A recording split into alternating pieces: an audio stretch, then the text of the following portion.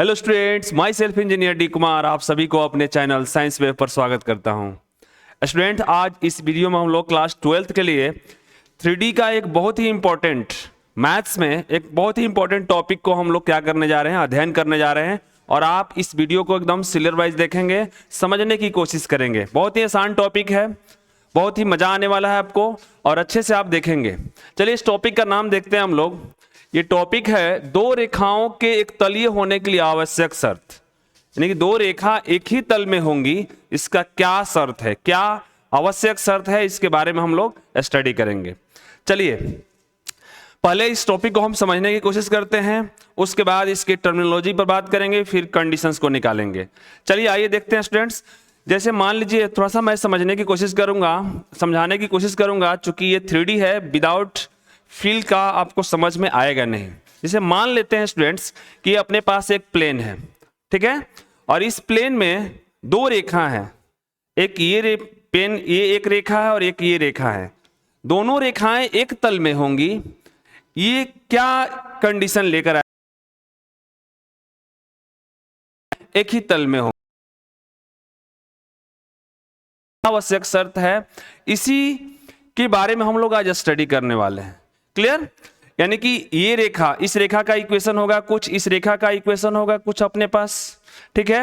ये एक बिंदु से पास करेगी, किसी वेक्टर से पैरेलल होगी, समानांतर होगी, और ये रेखा भी किसी बिंदु से पास करेगी और किसी सदिश के समानांतर होगी, है कि नहीं। इसी के बारे में हम लोग स्टडी करेंगे, थोड़ा सा समझने की कोशिश करिएगा। चलिए आइए देखते हैं, पहले हम इक्वेशंस लिखते हैं और समझने की कोशिश करते हैं और टर्मिनोलॉजी पर बात करते हैं। चलिए मैं इसके लिए सबसे पहले दो लाइंस लेता हूं, आपको दो लाइंस को लेता हूं और उस क्वेश्चन को लिखने की कोशिश कर रहा हूं। इसे देख लीजिए, ये एक रेखा है और एक ये रेखा है। ऐसे कहीं पर कैसे भी डायग्राम ले सकते हैं, कोई दिक्कत नहीं है, ठीक है। इस रेखा को हमने माना L1 है और ये रेखा L2 है। क्लियर? दो रेखाएं हैं। अच्छा, और ये पॉइंट है, इस पॉइंट को हमने A माना और इसके कोऑर्डिनेट्स जो निर्देशांक है X1, Y1 और Z1 हमने कंसीडर कर लिया। और यहां पर एक पॉइंट B है, इस पॉइंट के B के कोऑर्डिनेट्स जो है अपने पास X2 है, Y2 है और Z2 है। क्लियर? ये L1 रेखा और ये L2 रेखा है, ये दोनों पॉइंट्स इसके हैं। कहीं से ये रेखा किसी पॉइंट, ये रेखा जो है पॉइंट A से पास कर रही है और ये रेखा जो है पॉइंट B से पास कर रही है। अच्छा, और एक बात हम लेते हैं यहां से, जो नेसेसरी कंडीशन है, जो बहुत 3D के बहुत स्टार्टिंग में हम लोगों ने पढ़ा था। ये जो L1 रेखा है, मान लेते हैं कि एक वेक्टर है, B1 वेक्टर के पैरेलल है, समानांतर है B1 वेक्टर के, और ये जो L2 रेखा है अपना एक B2 वेक्टर है, इस B2 वेक्टर के क्या है, समानांतर है। ऐसे ये जनरल टर्म में हमने वेरी फर्स्ट हमने जब 3D स्टार्ट किया था तो पहली इक्वेशन हमने यही स्टडी की हुई थी। क्लियर? ये दो रेखाएं हैं। अब ये बताइए कि ये दो L1 रेखा और L2 रेखा है, किस प्लेन में है, किस तल में है? तभी सर बोर्ड तल में है कि नहीं। अब ये दोनों रेखाएं बोर्ड तल में ही रहेगी, इसकी क्या कंडीशन है, यही कंडीशन हम इस टॉपिक के रिगार्डिंग, इस टॉपिक से हम लोग पढ़ने जा रहे हैं। क्लियर? अब चलिए, ये B1 रेखा है, सॉरी B1 वेक्टर है, L1 के समानांतर है, और ये B2 वेक्टर है, L2 के समानांतर है। तो आप इसके सदिशीय प्रारूप के इक्वेशंस को लिख सकते हैं आप आसानी से। तो क्या हो जाएगा, L1 का जब इक्वेशन होगा स्टूडेंट्स तो क्या हो जाएगा। अब यहां से एक बात और है, मैं इसके पोजीशन वेक्टर्स को मान लेता हूं। इसका जो पोजीशन वेक्टर है, इस A पॉइंट का A1 वेक्टर ऐसे मान लिया, और यहां से इस B का जो पोजीशन वेक्टर है मैंने A2 वेक्टर कंसीडर कर लिया। क्लियर? अब यहां से L1 का जब इक्वेशन लिखने जाएंगे हम लोग तो क्या लिख सकते हैं, ये A1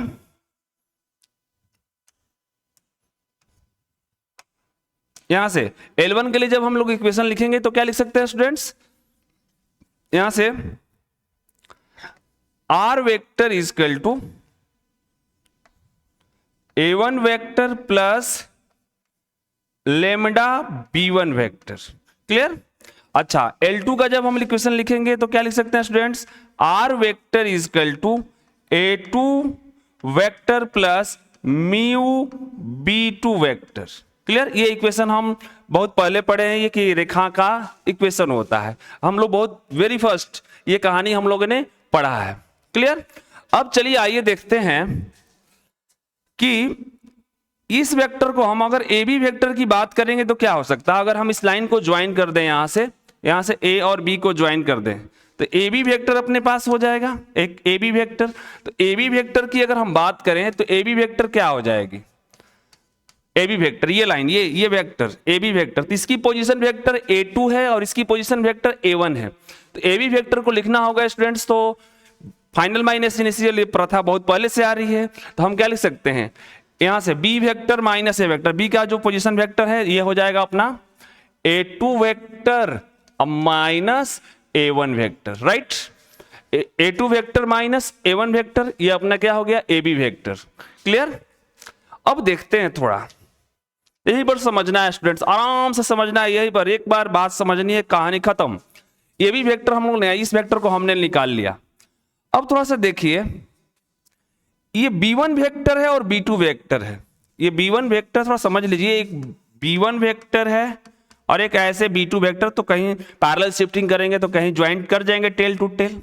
ये B2 वेक्टर अभी किस प्लेन में है, B1 वेक्टर और B2 वेक्टर दोनों किस प्लेन में दिखाई दे रहे हैं, तो बोर्ड प्लेन में दिखाई दे रहे हैं। एकदम क्लियर कट बात समझिएगा। अच्छा स्टूडेंट्स, अगर मैं इसका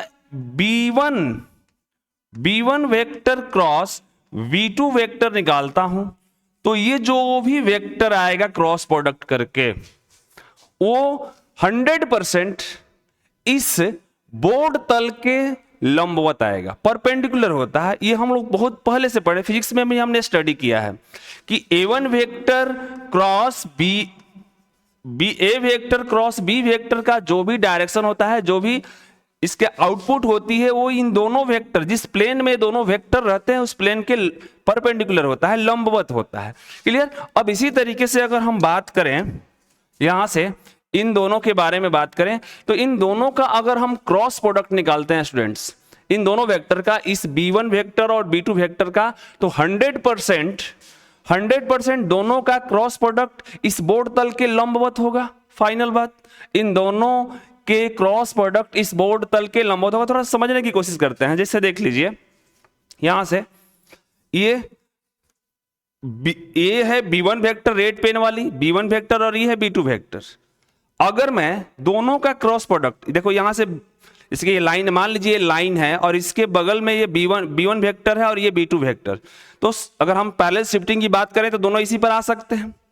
तो दोनों वेक्टर का अगर हम क्रॉस प्रोडक्ट निकालते हैं, B1 क्रॉस B निकालते हैं, B1 vector cross B2 vector निकालते हैं, तो 100% यहां से अगर देखा जाए तो अगर हम ये B1 vector cross B2 vector निकालते हैं तो ये जो मेरा थंब पॉइंट आउट कर रहा है, ये थंब जो पॉइंट आउट कर रहा है इस प्लेन पर परपेंडिकुलर होगा 100%।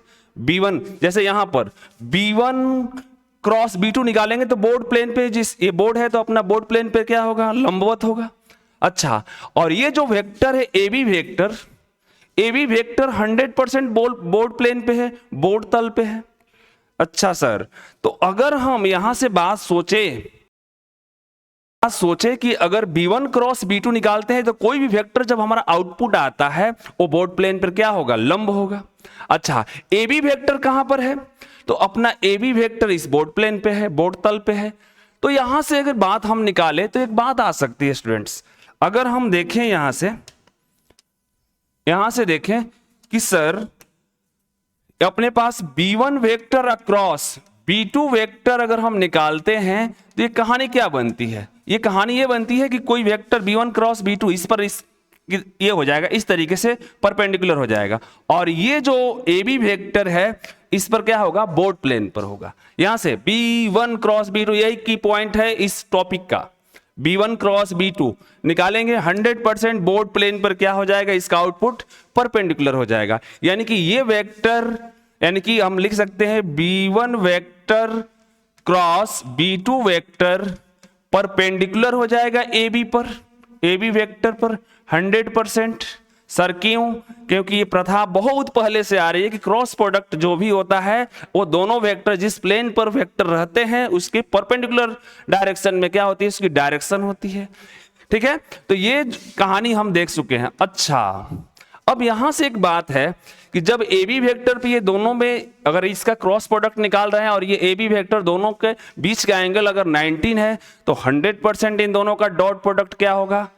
अगर इसका अदिश गुणन लेंगे तो स्टूडेंट 0 होगा। अब मिल गया हमको की पॉइंट यहां से, तो हम क्या कर सकते हैं, इसलिए यहां से हम क्या लिख सकते हैं, ए बी वेक्टर डॉट यहां से b1 vector across b2 vector की वैल्यू क्या हो जाएगी, अपने पास डॉट प्रोडक्ट हो जाएगी। और ये ए बी वेक्टर हम पहले से निकाल के रखे हुए हैं, मान लीजिए फर्स्ट इक्वेशन। तो यहां से ए बी की वैल्यू रखेंगे तो क्या हो जाएगा students, a2 vector minus a1 vector, और यहां से डॉट लगाएंगे, dot b1 vector cross b2 vector equal to 0।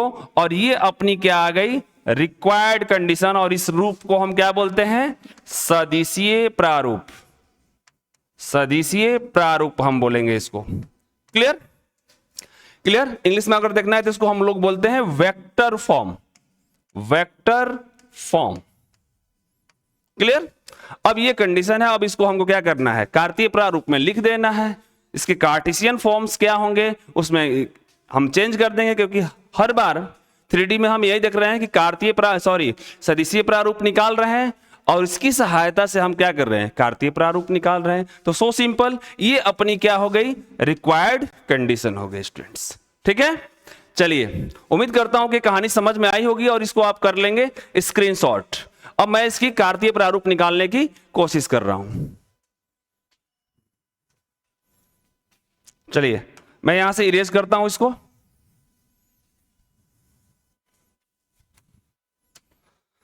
अब यहां से क्या करेंगे, लेट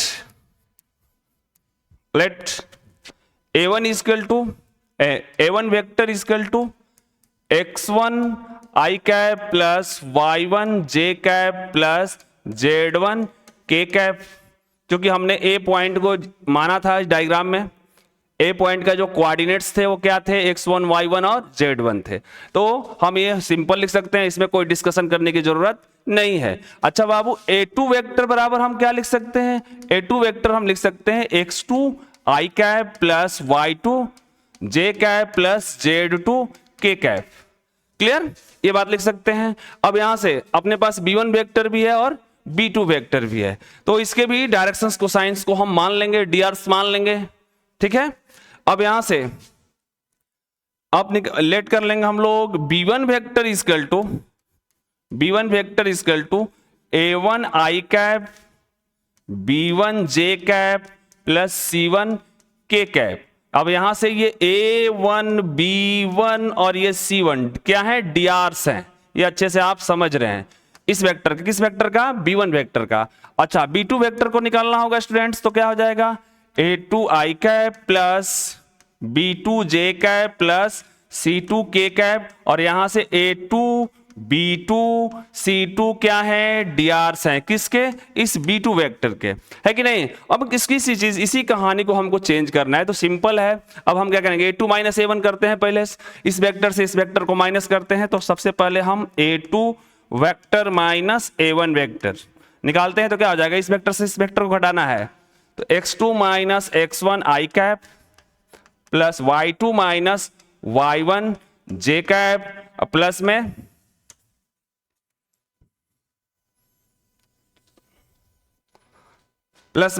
क्या लिखेंगे students, z2 minus z1 k cap. ये वेक्टर अपने पास निकल गई, है कि नहीं। अब हमारा काम क्या है, b1 vector cross b2 vector निकालना। तो ये कहानी आप अच्छे से जानते हैं डिटर्मिनेंट मेथड से। ठीक है, हम ये 100% लेंदी प्रोसेस नहीं अपनाएंगे, ट्रिक वाइज डिटर्मिनेंट मेथड आपको बहुत अच्छी तरीके से आती है, तो यहां पर डिटर्मिनेंट मेथड रख देंगे। अब यहां से क्या करेंगे स्टूडेंट्स, अब हमको निकालना है, इसको मैं इरेज करता हूं, उम्मीद करता हूं कि आप स्क्रीनशॉट ले लिए होंगे। यहां से अब हम निकालते हैं b1 vector cross b2 vector. तो हम इसके लिए डिटर्मिनेंट से यूज करेंगे i कैप j कैप और ये k कैप। ठीक है, drs क्या है, इसके A1 B1 C1 A2 B2 और ये हो गया अपना C2। क्लियर, ये क्रॉस बी भी निकाल दिया हमने। अब हमारे पास क्या है, जो सदिशीय प्रारूप है क्या है स्टूडेंट्स, वो है A2 vector minus A1 vector dot product यहां से B1 vector cross B2 vector equal to 0। ये अपनी रिक्वायर्ड कंडीशन। सर 0 क्यों हुआ, 90 डिग्री के चलते। डॉट प्रोडक्ट दो वेक्टर के बीच अगर 90 डिग्री हो गया तो हमारा क्या हो जाता है, 0 हो जाता है। ठीक है, क्लियर। अब यहां से अब ये वैल्यू हमारे पास है क्या है, x2, that implies x2 minus x1 i cap plus y2 minus y1 j cap plus z2 minus z1 k cap. और ये पूरी सिस्टम किसके साथ डॉट प्रोडक्ट में है, इस डिटर्मिनेंट के साथ। B1 vector cross B2 vector की वैल्यू हम निकाल के यहां रख दिए हैं। तो क्या है students, i cap j cap k cap और यहां से है A1 B1 C1 A2 B2 और ये C2। क्लियर, बराबर क्या है स्टूडेंट्स, 0। क्लियर। अब इसको क्या करते हैं, अब ये डॉट प्रोडक्ट के साथ सिस्टम है तो ये 100% आप अगर इसको हम सॉल्व करते हैं तो ये वैल्यू आई वाले इसके साथ करके वैल्यू ये सिंपल ये वैल्यू बैठ जाता है डिटर्मिनेंट्स में। तो इस कहानी को एकदम सिंप्लीफाइड वर्जन में अगर लिखना चाहें तो क्या हो जाएगा, ऐसे हम लोग कर चुके हैं पहले भी। तो ये क्या हो जाएगा, आई वाला इसके साथ तो क्या हो जाएगा, x2 minus x1 y2 minus y1 और ये हो जाएगा z2 माइनस z1। ये हो जाएगा A1 B1 C1 A2 B2 और ये C2 इजकल टू 0। मुबारक हो स्टूडेंट्स, यही अपनी रिक्वायर्ड कंडीशन है। ये हो गया अपना कार्टेशियन फॉर्म और इससे पहले हमने क्या पढ़ा था, वेक्टर फॉर्म। ठीक है, ये अपनी कार्टेशियन फॉर्म होगी। ये रिक्वायर्ड कंडीशन है कि टू लाइंस कब एक तलीय होंगी, इसकी रिक्वायर्ड कंडीशन है ये। ठीक है, उम्मीद करता हूं कि ये वीडियो आपको अच्छे से समझ में आ रहा है। ठीक है, चलिए आगे देखते हैं। मैं एक एग्जांपल लेता हूं, उसके बाद इस वीडियो को क्या करते हैं हम लोग समाप्त करते हैं। चलिए एक मैं क्वेश्चन ले रहा हूं। ये A1 B1 C1 क्या है, डीआरस हैं। किस वेक्टर के, तो B1 वेक्टर के। और ये A2 B2 और C2 क्या है, डीआरस है किस वेक्टर के, B वेक्टर के। क्लियर। चलिए मैं क्वेश्चंस करता हूं, थोड़े एग्जांपल आप अच्छे से इसका स्क्रीनशॉट ले लें, मैं आगे इसको प्रोसीड करता हूं। ठीक है स्टूडेंट्स, चलिए मैं उम्मीद करता हूं कि आपने इसका स्क्रीनशॉट ले लिया है। चलिए देखते हैं। क्वेश्चन है, एग्जांपल है आपके पास, L1 एक लाइन है, x1 minus 2 equal to x plus 4 equal to 3 equal to x minus 5 equal to 6। ये अपने पास एक लाइन है और एक L2 में लाइन ले रहा हूं, x plus 4 upon 4 equal to x plus 4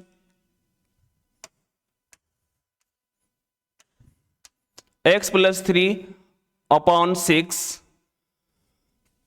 और यहां से हमने लाइन लिया एक x minus 6 is equal to 12।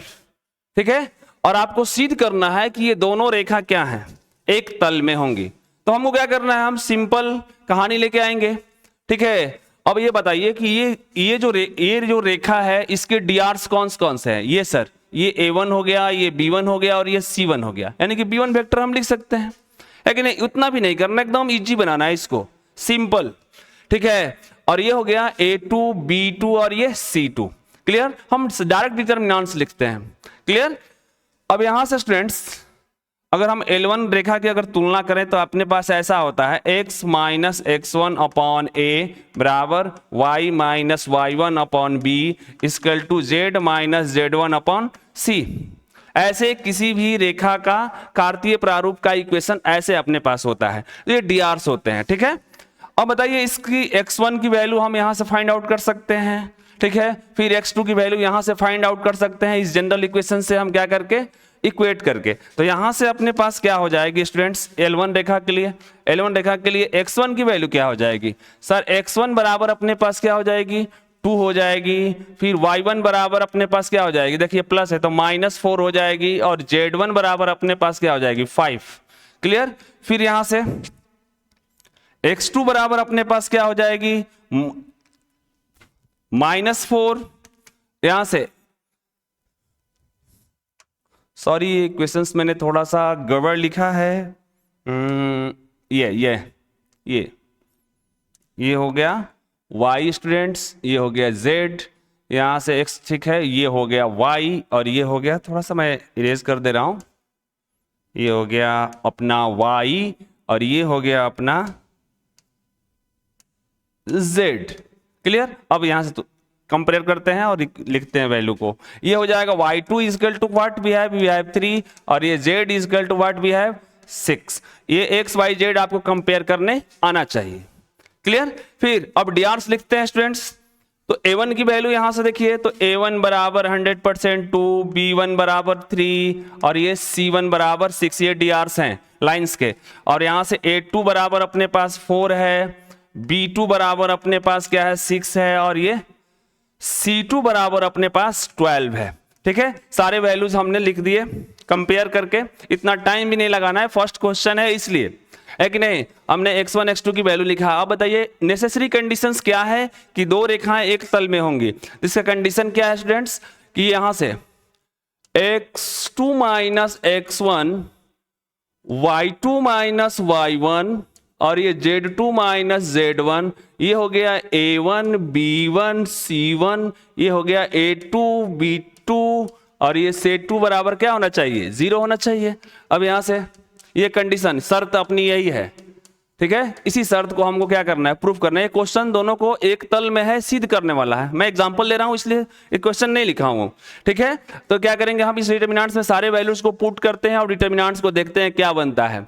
x2 minus x1, इसमें से इसको घटाइए तो क्या हो जाएगा -6, इसमें से इसको घटाइए तो ये हो जाएगा 1, y2 माइनस y1, तो ये -3 या प्लस माइनस प्लस हो जाएगा, तो ये वैल्यू 1 हो जाएगी। और इसमें से इसको घटाएंगे स्टूडेंट्स तो ये भी वैल्यू 1 हो जाएगी। A1 A2 की वैल्यू 2 है, 3 है, और ये हो गया 6। ठीक है, और यहां से लिखेंगे 4, ये हो जाएगा 6, और ये हो जाएगा 12। ये डिटरमिनेंट्स अपना बनता है कि नहीं। अब ये डिटरमिनेंट बनता है तो आपको प्रूफ करना है कि ये वैल्यू 0 है, तो 100% यहां से 2 को कॉमन कर लीजिए तो क्या हो गया स्टूडेंट्स, ये वैल्यू हमको प्रूफ करनी है। तो ये अपना LHS हो गया। मान लेते हैं ऐसे कि इस वैल्यू से लेके चलेंगे, हमको 0 प्रूफ कर देंगे, तो हम क्या कर देंगे hence L1 L2 are lies in the same plane, है कि नहीं। अब यहां से वैल्यू क्या होगा स्टूडेंट्स, यहां से हम क्या कर लेते हैं 2 को कॉमन कर लेते हैं, तो क्या हो जाएगा -6 1 1 2 3 6, और यहां से इस रो से हम 2 को कॉमन किए हैं तो ये हो जाएगा 2, ये हो जाएगा 3, ये हो जाएगा 6। अब बताइए डिटरमिनेंट सॉल्व भी नहीं करने हैं क्योंकि देखिए दोनों R2 और R3 दोनों क्या है इक्वल है, तो क्या हो जाएगा 2 × 0 इक्वल टू 0। अब ये कहानी हमने क्या कर दी, इस कंडीशन को, इस शर्त को हमने क्या कर दिया पूरा कर दिया। इसलिए हम क्या लिखेंगे hence L1 L2 are lies in the same plane, या L1 और L2 एक तलीय है। ये कहानी हम प्रूफ कर ले गए। क्लियर। उम्मीद करता हूं कि वीडियो आपको अच्छे से समझ में आया होगा और ऐसे क्वेश्चंस अपने से लिख करके आप प्रैक्टिस कर सकते हैं। ठीक है, चलिए तब तक के लिए बहुत बहुत धन्यवाद। Thank you very much.